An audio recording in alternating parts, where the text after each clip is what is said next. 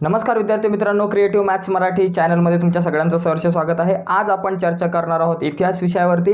इयत्ता 10वीचं इतिहासाचं पहिलं प्रकरण ज्याचं नाव आहे इतिहास लेखन पाश्चात्य परंपरा, या प्रकरणावरती चर्चा करायची। म्हणजे इतिहास लेखनाच्या संदर्भातून पाश्चात्य विचार जे आहेत, युरोपीय विचार जे आहेत किंवा भारताबाहेर विचारवंतांनी कशा प्रकारचे विचार केले आणि इतिहास लेखनाची कशी परंपरा, पाश्चात्य परंपरा अस्तित्वात होती किंवा आहे, त्यावरती आपल्याला चर्चा करायची आहे। या प्रकरणामध्ये जास्तीत जास्त 4 मुद्दे खूप महत्त्वाचे आहेत। पहिला मुद्दा आहे 1.1 ज्यामध्ये इतिहास लेखनाच्या परंपरा कोणत्या होत्या, त्याचबरोबर आधुनिक इतिहास लेखन कसं आहे, त्यानंतर युरोपमधील वैज्ञानिक दृष्टिकोनाचा विकास कसा झाला इतिहासाच्या दृष्टीने, आणि चौथा मुद्दा महत्त्वाचे विचारवंत जे आहेत त्यावरती चर्चा करायची। ओके, पुस्तक आहे माझ्याकडे, तर त्यामधून आपण चर्चा करूयात इतिहासावरती। हे पहा, सगळ्यात महत्त्वाची पहिली गोष्ट की गतकाळात घडून गेलेल्या घटनांची क्रमशः संगती लावून त्याचे आकलन करून घेणे या उद्दिष्टाने इतिहासाचे संशोधन, लेखन आणि अभ्यास केला जातो। ही एक अखंडितपणे चालणारी प्रक्रिया आहे। इतिहास जी आहे ना, ती अखंडितपणे चालणारी प्रक्रिया आहे। आजचा वर्तमान काळ उद्याचा इतिहास होणार आहे। आजचा वर्तमान म्हणजे उद्याचा भूतकाळ, म्हणजे तो उद्याचा इतिहास होणार आहे। म्हणजे इतिहास जी आहे ना, ही निरंतर चालणारी एक प्रक्रिया आहे। ओके, म्हणजे गतकाळामध्ये भूतकाळामध्ये ज्या काही घटना घडून गेलेल्या आहेत आतापर्यंत जर आपण पाहिलं, भूतकाळात ज्या ज्या घटना घडून गेलेल्या आहेत त्या घटनांची एक संगती लावली जाते, क्रमशः क्रमानुसार एक संगती लावली जाते आणि ती संगती लावून तिचं आकलन केलं जातं, विचार केला जातो आणि आकलन करण्याच्या दृष्टिकोनातून संशोधन केलं जातं, लेखन केलं जातं आणि त्याचा अभ्यास केला जातो आणि ही अनंत भर चालणारी प्रक्रिया आहे। यामधल्या महत्त्वाच्याच मुद्द्यांवरती आपण चर्चा करणार आहोत। पुढे आपल्याला दिलेलं आहे की आपण पहा, विज्ञानाचा जर विचार केला, विज्ञानामध्ये एखादा शोध लावायचा आहे तर मी प्रत्यक्ष त्याच्यावरती एक्सपेरिमेंट करू शकतो, प्रयोग करू शकतो। ओके, वेगवेगळ्या प्रकारचे वायू, रसायनं मी एकत्र करू शकतो विज्ञानाचा अभ्यास करण्यासाठी, विज्ञानाची प्रगती करण्यासाठी। भूगोलाचा सुद्धा अभ्यास करायचा असेल, मला मातीचा अभ्यास करायचा असेल, मातीचे नमुने आणून मी त्याच्यावरती रिसर्च करू शकतो। एखाद्या खडकाचे नमुने आणून, खडकाचे तुकडे आणून त्याच्यावरती रिसर्च करू शकतो। परंतु इतिहासाचा अभ्यास करायचा असेल, इतिहासाचं संशोधन करायचं असेल तर भूतकाळात जावं लागतं, पण भूतकाळामध्ये मला प्रत्यक्षात जाता येणार नाही। मग काय होतं की इतिहास संशोधनामध्ये अशा प्रकारची प्रायोगिक पद्धती जी आहे प्रयोग करण्याची किंवा प्रत्यक्ष निरीक्षण जे आहे ना, याचा अभ्यास करता येत नाही, या प्रत्यक्ष निरीक्षणाचा अंदाज आपल्याला लावता येत नाही। आणि कारण इतिहासातल्या ज्या घटना आहेत त्या घडून गेलेल्या असतात। मला शिवाजी महाराजांचा इतिहास लिहायचा जर असेल तर मला त्या काळामध्ये जाता येणार नाही, मला 17व्या शतकामध्ये किंवा 16व्या शतकात जाता येणार नाही। परंतु आता सध्या जे काही गडकिल्ले अस्तित्वात आहे, ज्या प्रकारचं लेखन त्यांच्या काळातलं उपलब्ध आहे त्यावर आधारित मी तो इतिहास लिहू शकतो, परंतु मला प्रत्यक्षात त्या काळामध्ये जाता येणार नाही। तेव्हा त्यांच्या निरीक्षणासाठी आपण तिथं नसतो, त्या घटनांची पुनरावृत्ती करता येत नाही। तसेच सर्वकालिक आणि सार्वत्रिक नियम मांडणे आणि ते नियम सिद्ध करता येणे शक्य नाही। इतिहासाच्या बाबतीमध्ये जर विचार केला तर नियम सिद्ध करता येत नाही, जसे आपण गणित किंवा इतर विषयांच्या बाबतीत, विज्ञान, भूगोल या बाबतीत करू शकतो।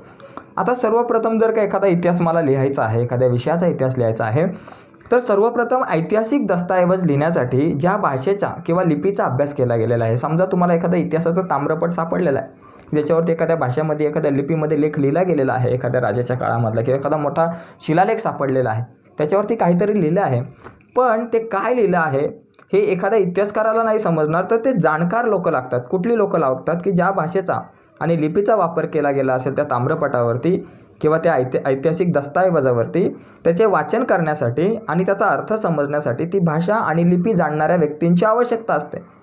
त्यानंतर अक्षरवटिका म्हणजे अक्षराचं वळण, लेखनाची भाषाशैली कुठली आहे, वापरलेल्या कागदाच्या निर्मितीचा काळ कुठला आहे आणि त्या कागदाचा प्रकार कुठला आहे, अधिकारदर्शक मुद्रा यांसारख्या वेगवेगळ्या जाणकारांची गरज असते। एक इतिहास लिहिताना अनेक वेगळ्या प्रकारच्या जाणकारांची गरज आपल्याला तिथं असते आणि त्या जाणकार जे आहे ते जाणकार रिसर्च करून, अभ्यास करून तो जो इतिहास जो आहे तो विश्वासदर्शक आहे की नाही, तो जो पुरावा आहे किंवा तो शिलालेख मिळालेला आहे किंवा ते लेखन मिळालेलं आहे, तो दस्तऐवज जो मिळालेला आहे तो खरा आहे की खोटा आहे हे जाणून घेऊ शकतात हे सगळे जाणकार। आणखी दुसरा मुद्दा जर आपण पाहिला इतिहासाचा, तर दुसरी गोष्ट, इतिहास संशोधनासाठी, इतिहासाचं संशोधन करण्यासाठी वेगवेगळ्या ज्ञानशाखांची मदत होते। त्या ज्ञानशाखा कोणत्या, तर सगळी आहे पुरातत्व, अभिलेखाकार आहे, त्यानंतर हस्तलिखितांचा अभ्यास करणारी ज्ञानशाखा आहे, पुराभिलेख ही एक ज्ञानशाखा उपलब्ध आहे, अक्षरवटिकाशास्त्र जी भाषा लिहिलेली आहे, जी लिपी सापडलेली आहे त्या दृष्टिकोनातून अभ्यास करणारी आहे. त्याचबरोबर भाषा रचनाशास्त्र, नाणकशास्त्र, वंशावळीचा अभ्यास इत्यादी ज्ञानशाखा आहेत. या सगळ्या ज्ञानशाखांचा अभ्यास इतिहासाचा अभ्यास करत असताना, इतिहास लेखन करत असताना होत असतो. आता इतिहास लेखनाची जी परंपरा आहे, जुन्या काळाचा जर आपण विचार केला, पूर्वीच्या काळातला जो काही इतिहास आहे, ज्या काळामध्ये लेखन कला अवगत नव्हती, त्या काळामध्ये इतिहास कसा पोचवला जायचा? जी मागची पिढी आहे त्या पिढीचे विचार किंवा त्या पिढीच्या काही गोष्टी आहेत, कहाण्या आहेत, त्या पुढच्या पिढीपर्यंत पोचवण्यासाठी काही गोष्टी असायच्या, स्टोरी असायच्या, मौखिक स्वरूपाच्या दृष्टिकोनातून त्या पोचवल्या जायच्या किंवा गुहामध्ये, घरामध्ये चित्र काढली जायची. त्या चित्रांच्या माध्यमातून तो इतिहास एका पिढीकडून दुसऱ्या पिढीकडे जात असायचा. आजही जर आपण पाहिलं तर वेगवेगळ्या प्रकारच्या गुहांमध्ये तुम्हाला चित्र काढलेली दिसतात. तैलचित्र आहे, वेगवेगळ्या प्रकारची चित्र त्या काळामध्ये काढलेली दिसतात, ज्या काळामध्ये लिपी अस्तित्वात नव्हती. तर आज त्या चित्रांचा अभ्यास करून, त्या चित्रांवरती रिसर्च करून आज इतिहास लिहिला जातो. ओके. तर आता आपण आधुनिक इतिहास लेखनाकडे जर वळायचा विचार केला, आधुनिक इतिहास लेखन म्हणजे काय? तर आधुनिक इतिहास लेखनाची 4 वैशिष्ट्ये आहेत. इतिहास जो आहे तो असा डायरेक्ट गोष्टींच्या, पूर्वीच्या काळामध्ये सारख्या गोष्टींच्या, कहाण्यांच्या स्वरूपामध्ये नाही लिहिला जात, त्याचा आधार नाही घेतला जात. इतिहासाला पुरावा लागतो. तर या पुराव्याच्या दृष्टीने जर विचार केला तर आधुनिक इतिहास लेखनाच्या काही पद्धती आहेत. त्याच्यातली पहिली पद्धत आहे आधुनिक इतिहास लेखनाची जी पद्धत आहे तिची वैशिष्ट्य आहेत. पहिलं वैशिष्ट्य आहे, ही पद्धती जी आहे ती शास्त्रशुद्ध आहे. तिची सुरुवात योग्य प्रश्नांची मांडणी करण्यापासून होते. ही पद्धत शास्त्रीय, सायंटिफिक दृष्ट्या एकदम परफेक्ट आहे. शास्त्रीय दृष्टिकोनातून आज इतिहासाचा अभ्यास केला जातो आणि ही जी पद्धत जी आहे, या इतिहासाची मांडणी योग्य प्रश्न विचारून केली जाते. ओके. पहिला मुद्दा शास्त्रशुद्ध आहे आणि योग्य प्रश्न विचारून ही इतिहासाची मांडणी केली जाते. दुसरा मुद्दा, हे जे प्रश्न आहेत ते मानव केंद्रीय असतात. मानवाला केंद्रस्थानी धरून ते प्रश्न विचारले जातात. म्हणजे भूतकाळातील विविध मानवी समाजाच्या सदस्यांनी विशिष्ट कालावधीत केलेल्या कृतीसंबंधी असतात. म्हणजे माणसाने जी काही कृती केलेली आहे विशिष्ट कालावधीमध्ये, ज्या काळाचा आपल्याला इतिहास लिहायचा आहे, त्या काळात मानवाने ज्या काही कृती केलेल्या आहेत, त्यामुळे हे प्रश्न मानवी केंद्रित असतात. आणि त्याचबरोबर इतिहासात त्या कृतींचा दैवी घटना, मानवाने ज्या इतिहासात कृती केलेल्या आहेत त्या कृतींचा दैवी घटना आणि देवदेवतांच्या कथा कहाण्या यांच्याशी त्या कृतींचा संबंध कधीच जोडला जात नाही. त्यामुळे इतिहास लिहिताना शास्त्रीय दृष्टिकोनातून विचार केला जातो. 2 मुद्दे खूप महत्त्वाचे होते. पहिला मुद्दा होता की ही पद्धत शास्त्रशुद्ध आहे आणि विशिष्ट प्रश्नाने निर्मात होते. विशिष्ट प्रश्न विचारून या इतिहास लेखनाची सुरुवात होते. आणि दुसरा मुद्दा असा होता की हे प्रश्न मानव केंद्रित असतात, कारण मानवाने त्या काळामध्ये काय काय केलेलं आहे, कशा प्रकारची कामं केलेली आहेत, कशा प्रकारच्या कृती केलेल्या आहेत, त्यावर आधारित हे प्रश्न असणार आहेत. आणि त्या ज्या कृती आहेत त्या कृतींचा संबंध देवदेवतांशी किंवा कहाण्यांशी कधीच जोडला जात नाही. तिसरा मुद्दा असा होता की या प्रश्नांच्या इतिहासातील उत्तरांना विश्वासार्ह पुराव्यांचा आधार असतो. त्यामुळे इतिहासाची मांडणी तर्कसंगत असते. आता हे जे प्रश्न विचारले जातात त्या प्रश्नांची उत्तरं शोधणं म्हणजे इतिहास लेखन आहे. पण ही उत्तरं शोधत असताना त्या उत्तरांना पुरावा पाहिजे, आणि तो पुरावा जो आहे तो विश्वासदर्शक पुरावा असेल ना, तर तो इतिहास खरा मानला जातो. त्याच्यामुळे या पुराव्यांना, या प्रश्नांची जी उत्तरं असेल त्या उत्तरांना एक पुरावा पाहिजे, तो विश्वासदर्शक पुरावा असेल. आणि त्यामुळे विश्वासदर्शक असेल तर त्याची जी मांडणी आहे इतिहासाची ती तर्कसुसंगत पद्धतीने केली जाते. ओके. चौथा मुद्दा सगळ्यात महत्त्वाचा आहे. मानवजातीने भूतकाळात केलेल्या कृतीच्या आधारे मानवजातीच्या वाटचालीचा वेध इतिहासात घेतला जातो. मानवाने ज्या काही कृती केलेल्या आहेत त्या काळामध्ये, आणि त्या काळामध्ये केलेल्या कृतींचा आधार घेऊन इतिहासाचा वेध, त्याच्या वाटचालीचा, इतिहासाच्या वाटचालीचा वेध, त्याची वाटचाल कशी झालेली आहे, मानवाची वाटचाल, मानवाचा विकास कसा झाला, मानवाची वाटचाल कशी केली जाते, याचा वेध जो आहे तो इतिहासामध्ये घेतला जातो. हे 4 मुद्दे जे आहेत आधुनिक इतिहास लेखनाच्या दृष्टीने खूप महत्त्वाचे आहेत. 4 वैशिष्ट्ये आहेत ती आपण समजून घेतली. त्यानंतर पुढचा मुद्दा आपल्याकडे आहे की बघा, ही वरील वैशिष्ट्ये जी आहेत आता आपण जी पाहिली, वैशिष्ट्यांनी युक्त, बघा या वैशिष्ट्यांनी युक्त असलेल्या आधुनिक इतिहास लेखनाच्या परंपरेची बीजे प्राचीन इतिहासकारांच्या लेखनात आढळते. प्राचीन ग्रीक इतिहासकारांच्या लेखनात. ग्रीक संस्कृती सगळ्यात जुनी, जगातली सगळ्यात जुनी संस्कृती म्हणजे ग्रीक संस्कृती.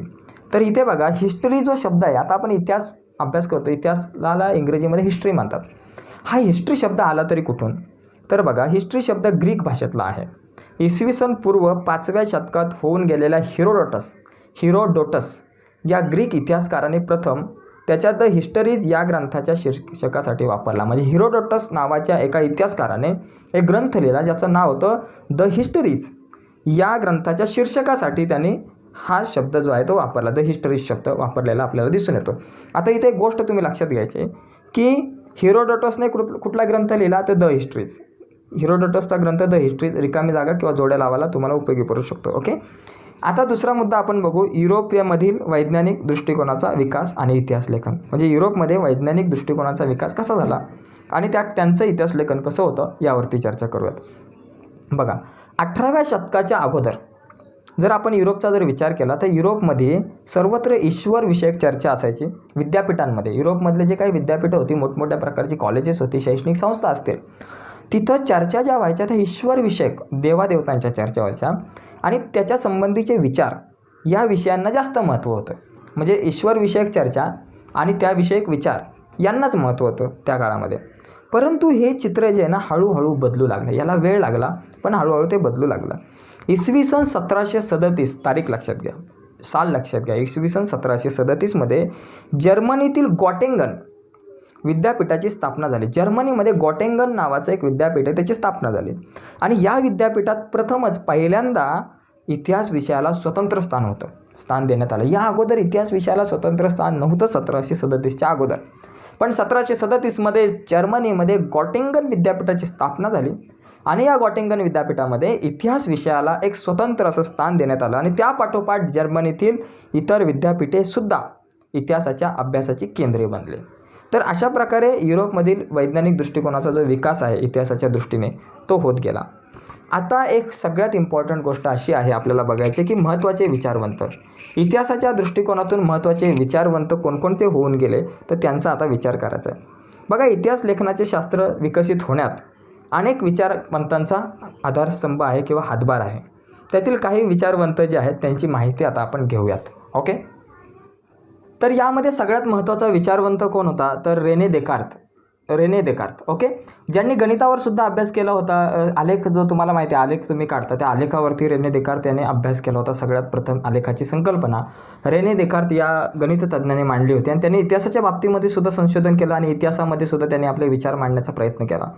त्यामध्ये काय बघा, इतिहास लेखनासाठी वापरल्या जाणाऱ्या ऐतिहासिक साधनांची विशेषतः कागदपत्रांची विश्वासार्हता तपासून घेणे आवश्यक आहे असे मत आग्रहाने मांडले जात होते त्या काळामध्ये. म्हणजे इतिहास त्या काळामध्ये रेने देकार्तच्या काळामध्ये एक महत्त्वाचा एक विचार होता. तो विचार कुठला की ज्यावेळेस इतिहास तुम्ही इतिहास लिहित असताना इतिहासाच्या साधनांची किंवा काही कागदपत्रांची आवश्यकता असते, पण ती कागदपत्र जी आहे ती विश्वासार्ह असावी, खरी असावी, असा एक विचार खरी आहेत की नाही हे जाणून घेणं खूप गरजेचं आहे असा विचार मांडणारा एक गट होता.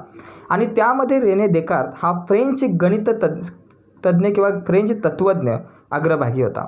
त्याने लिहिलेल्या डिस्कोर्स ऑन द मेथड, म्हणजे कुठला ग्रंथ लिहिला, डिस्कोर्स ऑन द मेथड हा ग्रंथ रेने देकार्त यांनी लिहिला. या ग्रंथामध्ये एक नियम त्यांनी सांगितला. हा नियम तुम्ही लिहून घ्या आणि नियम समजून घ्या. हा नियम कुठला सांगितला आहे बघा, की एखादी गोष्ट सत्य आहे असे निसंशयरित्या प्रस्थापित होत नाही तोपर्यंत तिचा स्वीकार कदापि करू नये. खूप महत्त्वाचा नियम मांडलेला आहे. Discourse on the method. Rene Descartes यांनी डिस्कोर्स ऑन द मेथड हा ग्रंथ लिहिला आणि या ग्रंथामध्ये नियम मांडला. एक नियम सांगितला महत्त्वाचा की एखादी गोष्ट सत्य आहे असे निसंशयरित्या प्रस्थापित होत नाही तोपर्यंत तिचा स्वीकार करू नये. म्हणजे इतिहास लिहिताना सुद्धा ती गोष्ट खरी आहे हे जोपर्यंत सिद्ध होत नाही पूर्णपणे तोपर्यंत तो इतिहास लिहू नये, असा याचा अर्थ आपण घेऊ शकतो. पुढचा जो विचारवंत होता तो व्हॉल्टेअर. बघा, व्हॉल्टेअरचे मूळ नाव फ्रान्स्वा मरी अरुए असे नाव आहे.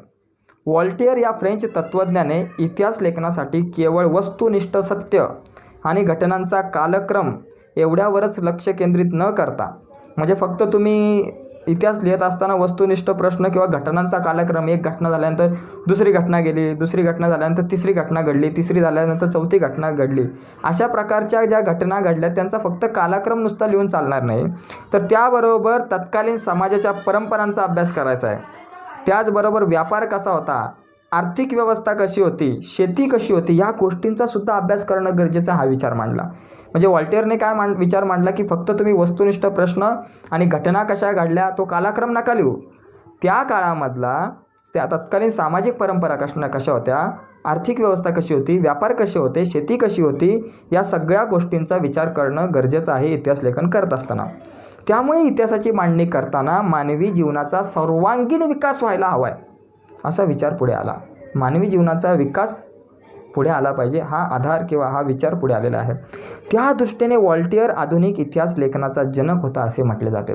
रिकामी जागा, आधुनिक इतिहास लेखनाचा जनक कोण? व्हॉल्टियर आहे बघा, रिकामी जागा पुस्तकात. आधुनिक इतिहास लेखनाचा जनक व्हॉल्टियर होता असं तुम्ही सांगू शकता. पुढे बघा, जॉर्ज विल्यम फ्रेडरिक हेगेल हा पुढचाच विचारवंत आहे. जॉर्ज विल्यम फ्रेडरिक हेगेल या जर्मन तत्त्वज्ञाने ऐतिहासिक वास्तव जे आहे ते तर्कशुद्ध पद्धतीने मांडले गेले पाहिजे यावर भर दिला. म्हणजे ऐतिहासिक वास्तव जे आहे ते तर्कशुद्ध पद्धतीने मांडायचं. कसा पण विचार फेकून देऊन किंवा कसाही प्रकारचा कोणी सांगितलं म्हणून आपण तो इतिहास मांडायचा किंवा कथा कहाण्यांच्या आधारावरती इतिहास मांडायचा असं नाही. तो तर्कशुद्ध विचार करूनच कुठल्याही प्रकारचा इतिहास मांडला पाहिजे असा विचार त्याने पुढे आणला. ओके. त्याचबरोबर इतिहासातील घटनाक्रम प्रगतीचे टप्पे दर्शवत असतो. म्हणजे इतिहास लेखनाचा इतिहासातला जो घटनाक्रम असतो, एक घटना झाल्यानंतर ज्यावेळेस दुसरी घटना होते, दुसऱ्या घटनेनंतर तिसरी घटना होते, या ज्या घटना आहेत ना त्या प्रगतीचे टप्पे असतात. कारण प्रत्येक टप्प्यावरती मानवाची प्रगती होत गेलेली आहे आजपर्यंत. ओके. त्याचबरोबर इतिहासाची मांडणी जी आहे ती इतिहासकाराला वेळोवेळी उपलब्ध होत असलेल्या पुराव्यानुसार बदलत जाणे स्वाभाविक असते. म्हणजे इतिहासाची मांडणी प्रत्येक वेळेस वेगवेगळे पुरावे मिळाले की वेगवेगळ्या प्रकारे मांडणी ती बदलत जाऊ शकते असे प्रतिपादन त्याने स्पष्ट केले. हे बघा, एक उदाहरण सांगतो की एका काळामध्ये जग भारतावरती असा प्रकारचा एक आक्षेप करत होता की भारताला स्वतःचा इतिहास नाही आहे, भारताला स्वतःचा इतिहास नाही असं म्हणत होता. कारण भारताचा इतिहास आहे याचे पुरावे नव्हते. परंतु 1920मध्ये ज्यावेळेस हडप्पा येथे उत्खनन करण्यात आलं तेव्हा तिथे काही अवशेष मिळाले आणि हडप्पा संस्कृती अस्तित्वात होती आपल्या देशामध्ये.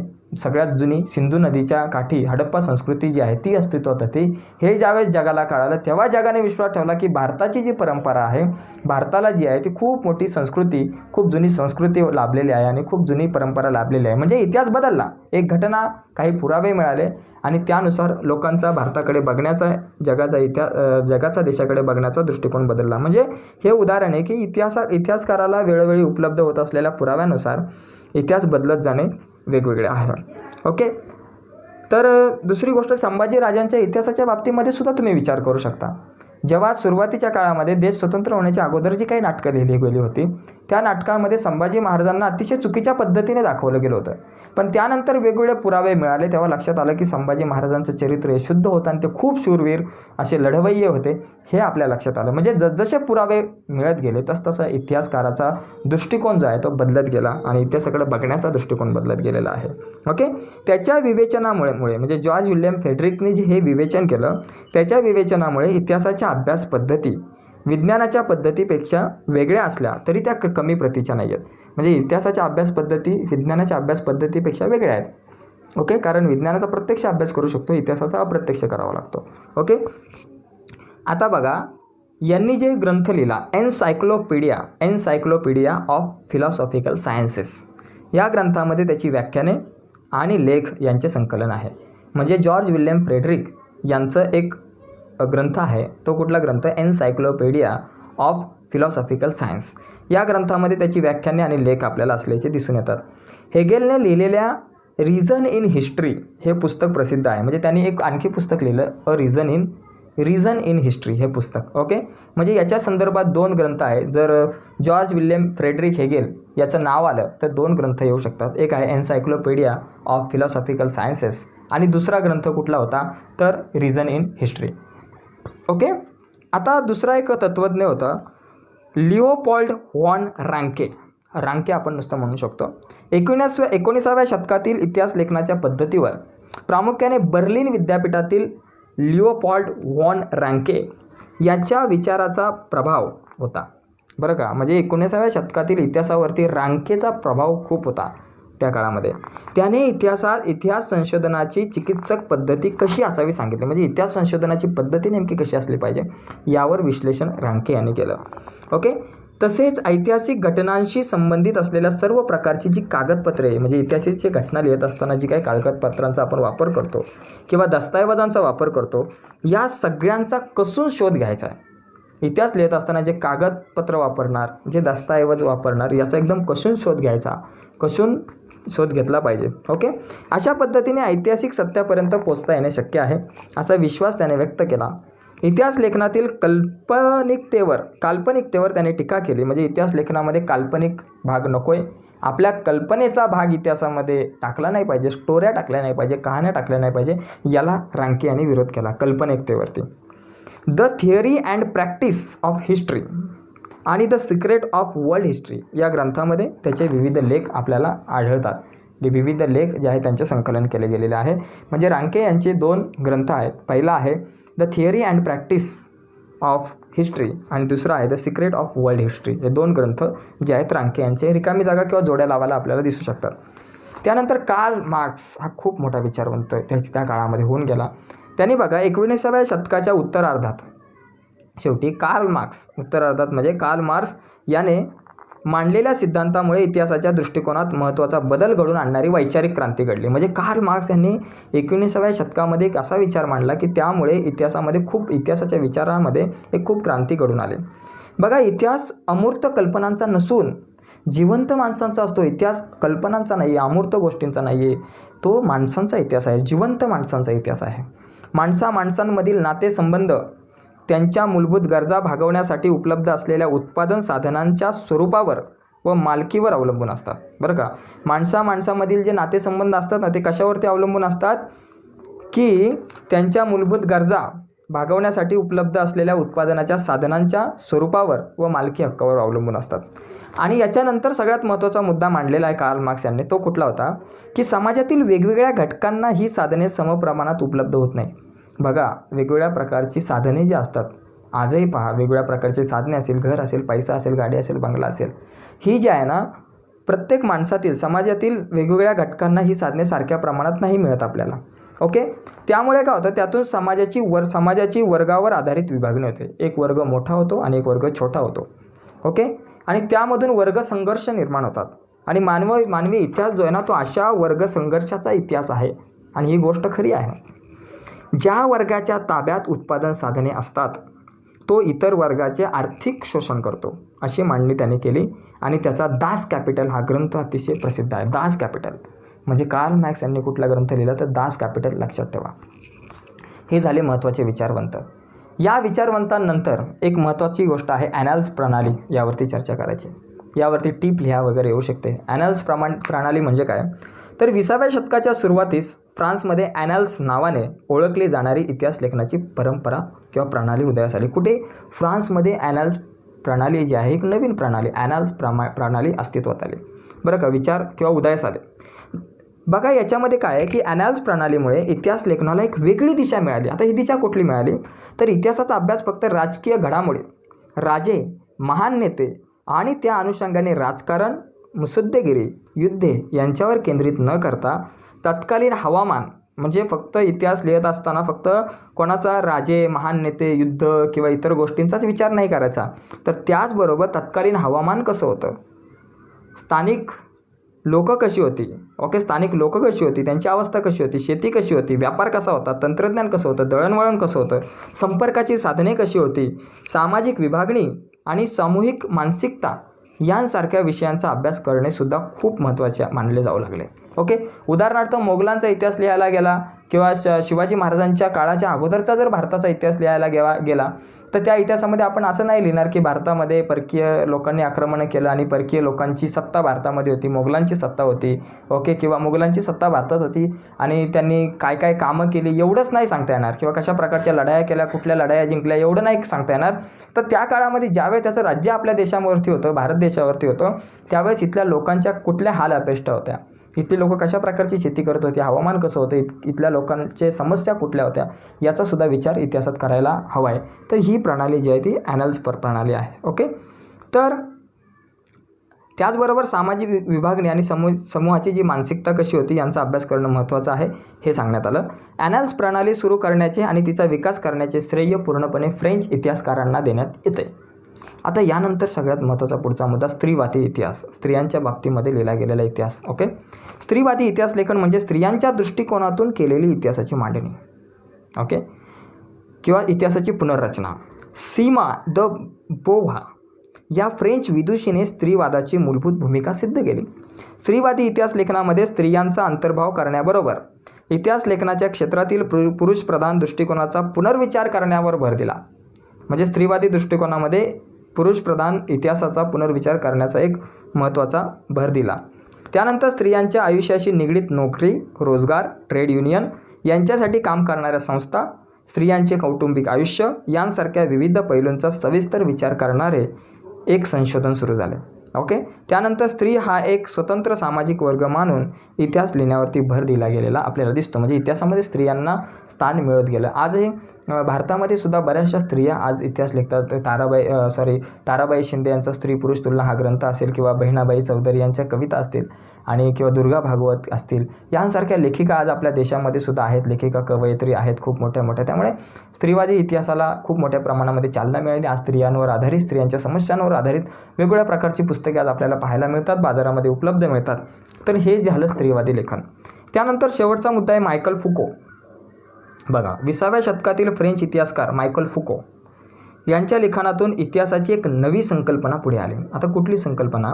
त्यांच्या आर्किओलॉजी ऑफ नॉलेज या ग्रंथामध्ये त्याने इतिहासाची कालानुक्रम अखंड मांडणी करण्याची पद्धत चुकीची आहे. म्हणजे इतिहास लिहिताना नुसती कालानुक्रम अखंडित मांडणीच नाही करायची, ही पद्धत चुकीची आहे.